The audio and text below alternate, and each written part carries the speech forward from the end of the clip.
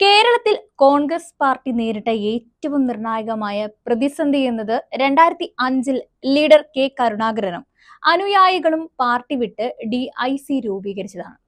അതിനു മുൻപ് ദേശീയ തലത്തിലെ പിളർപ്പുകളുടെ ഭാഗമായിട്ട് ആന്റണിയൊക്കെ CPM മുന്നണിയിലേക്ക് പോയിട്ടുണ്ടെങ്കിലും ഇത്ര ആഴത്തിലുള്ള മുറിവ് പാർട്ടിക്ക് അതിനു മുമ്പുണ്ടായിരുന്നില്ല. ഗ്രൂപ്പ് യുദ്ധം കൊടുമ്പിരി കൊണ്ടിരിക്കുന്ന കാലത്ത് കെ മുരളീധരൻ KPCC പ്രസിഡന്റ് സ്ഥാനം രാജിവെച്ച് മന്ത്രിസഭയിലേക്ക് വരികയും തുടർന്ന് നടന്ന ഉപതിരഞ്ഞെടുപ്പിൽ വടക്കാഞ്ചേരിയിൽ നിന്നും പരാജയപ്പെട്ടതോടെ മന്ത്രിസ്ഥാനം രാജിവെച്ച് നാണം കെടേണ്ടി വരികയും ചെയ്തിരുന്നു. ആ തിരഞ്ഞെടുപ്പിൽ ഉറച്ച് സീറ്റിൽ പാർലമെന്റിലേക്ക് മത്സരിച്ച കരുണാകരന്റെ മകൾ പത്മജയും പരാജയപ്പെട്ടിരുന്നു. അതോടെ കോൺഗ്രസിലെ ഗ്രൂപ്പ് യുദ്ധത്തിന്റെ ഭാഗമാണ് ഈ തോൽവികളെന്ന് വ്യാഖ്യാനിക്കപ്പെടുകയും നിരന്തര കലഹങ്ങൾ ഒടുവിൽ കരുണാകരൻ പുതിയ പാർട്ടി ഉണ്ടാക്കുന്നതിലേക്ക് നയിക്കുകയും ചെയ്തു. പാർലമെന്റിന് തിരഞ്ഞെടുപ്പിന് പിന്നാലെ നടന്ന തദ്ദേശ തിരഞ്ഞെടുപ്പിലും നിയമസഭാ തിരഞ്ഞെടുപ്പിലും UDF തകർന്നടിയുകയും ചെയ്തു. സോണിയാഗാന്ധി രമേശ് ചെന്നിത്തലയെ പാർട്ടിയെയും മുന്നണിയെയും തകർച്ചയിൽ നിന്ന് ഉയർത്തിക്കൊണ്ടുവരിക എന്ന ലക്ഷ്യത്തോടെ KPCC അധ്യക്ഷനായി നിയോഗിച്ച് കേരളത്തിലേക്ക് അയക്കുമ്പോഴത്തെ അവസ്ഥയാണ് നേരത്തെ പറഞ്ഞത്.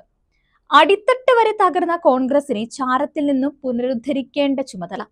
എന്നാൽ ഏവരെയും അമ്പരിപ്പിച്ചുകൊണ്ടാണ് കേവലം 3 കൊല്ലം കൊണ്ട് തന്നെ നഷ്ടമായതെല്ലാം തിരികെ പിടിക്കുവാൻ ചെന്നിത്തലയുടെ നേതൃത്വത്തിന് കഴിഞ്ഞു എന്നതാണ് ഇപ്പോഴും കോൺഗ്രസ് പ്രസ്ഥാനത്തിന് ഇപ്പോഴുള്ള സ്വാധീനത്തിന്റെ നട്ടെല്ലായത്. പാർട്ടി വിട്ടവരെയെല്ലാം തന്റെ നയചാതുരിയോടെ യാതൊരു വിലപേശലും കൂടാതെ തിരികെ പാർട്ടിക്കൊടിക്ക് കീഴിലേക്ക് കൊണ്ടുവരാനും ചെന്നിത്തലയ്ക്ക് സാധിച്ചു. കരുണാകരനും TM ജേക്കബുമെല്ലാം UDFിലേക്ക് തിരികെ എത്തുകയും അപ്പോഴും പിണങ്ങി നിന്ന കെ മുരളീധരനെയും അവസാനം പാർട്ടിയിലേക്ക് തിരികെ എത്തിക്കുവാനും ചെന്നിത്തലയ്ക്കായി.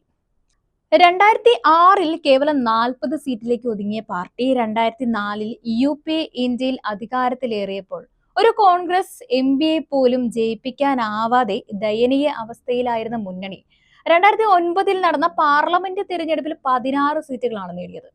ഭരണത്തിലുള്ള ഇടതുമുന്നണി 2004 18 സീറ്റിൽ നിന്ന് കേവലം 4 സീറ്റുകളിലേക്ക് ഒതുങ്ങുകയും ചെയ്തു.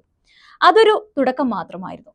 2009 തിരഞ്ഞെടുപ്പിന് ശേഷം 2010 നടന്ന തദ്ദേശ സ്വയംഭരണ തിരഞ്ഞെടുപ്പില് ചരിത്രത്തിൽ ആദ്യമായിട്ട് UDF മിന്നുന്ന വിജയം നേടിയതും ചെന്നിത്തലയുടെ നേതൃമികവിലായിരുന്നു. അതുവരെ നിയമസഭയിലേക്കും പാർലമെന്റിലേക്കും ഇടവിട്ട് വിജയിക്കുമ്പോഴും തദ്ദേശ സ്ഥാപനങ്ങളിലേക്കുള്ള തിരഞ്ഞെടുപ്പിൽ എക്കാലത്തും ഇടതുമുന്നണി വ്യക്തമായിട്ടുള്ള വിജയം നേടാറുണ്ട്. എന്നാൽ ആ ചരിത്രത്തിനാണ് രമേശ് ചെന്നിത്തല പ്രതിസന്ധിയിൽ ഉഴലുകയായിരുന്ന കോൺഗ്രസിനെ നയിച്ചുകൊണ്ട് അവസാനം കുറിച്ചത്. പിന്നാലെ നടന്ന നിയമസഭാ തിരഞ്ഞെടുപ്പിൽ UDFിനെ വിജയത്തിലേക്ക് നയിക്കുവാനും KPCC അധ്യക്ഷ സ്ഥാനത്തിരുന്നു കൊണ്ട് രമേശിനായി. ആ മന്ത്രിസഭയില് ആദ്യഘട്ടത്തിൽ ഉണ്ടായിരുന്നെങ്കിലും പിന്നീട് ആഭ്യന്തര മന്ത്രിസ്ഥാനം ഏറ്റെടുത്ത രമേശ് ചെന്നിത്തല ആ മന്ത്രിസഭയിൽ തിളങ്ങിയ അപൂർവം മന്ത്രി കൂടിയായിരുന്നു.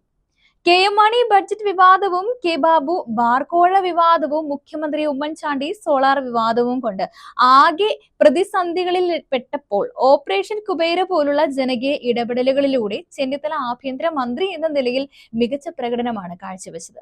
പ്രതിസന്ധി ഘട്ടങ്ങളിൽ പോലും തന്റെ ഇടപെടലുകളിലൂടെ പാർട്ടിയെയും മുന്നണിയെയും വിജയത്തിലേക്ക് നയിക്കുന്ന രമേശിന്റെ നയചാതുരി ഇത്തവണ ഭരണത്തിലും ആവശ്യമായി വരുന്ന സാഹചര്യമാണ് കേരളത്തിൽ നിലവിലുള്ളത്. 10 കൊല്ലം കൊണ്ട് കട്ടുമുടിച്ച് കടം കയറിയ ഖജനാവ് മാത്രമാണ് ഇടതുപക്ഷം കേരളത്തിലെ ജനങ്ങൾക്കായി ബാക്കി വെച്ചിട്ടുള്ളത്.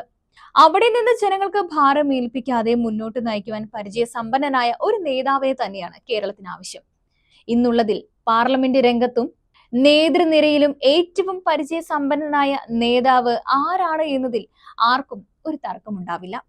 ഒരിക്കൽ തകർന്നടിഞ്ഞ പാർട്ടിയെ കെട്ടിപ്പടുക്കാനായി ഹൈക്കമാൻഡ് നിയോഗിച്ച രമേശ് ചെന്നിത്തല ആ നിയോഗം വളരെ ഭംഗിയായി തന്നെ നിറവേറ്റിയ ചരിത്രം മുന്നിലുള്ളപ്പോൾ 10 കൊല്ലത്തെ ഇടതു ഭരണത്തിൽ തകർന്ന കേരളത്തെ പുനരുദ്ധരിക്കാനും ഹൈക്കമാൻഡിന് മറ്റൊരു പേര് തിരയേണ്ടി വരില്ല എന്നുള്ളത് ഉറപ്പ് തന്നെയാണ്.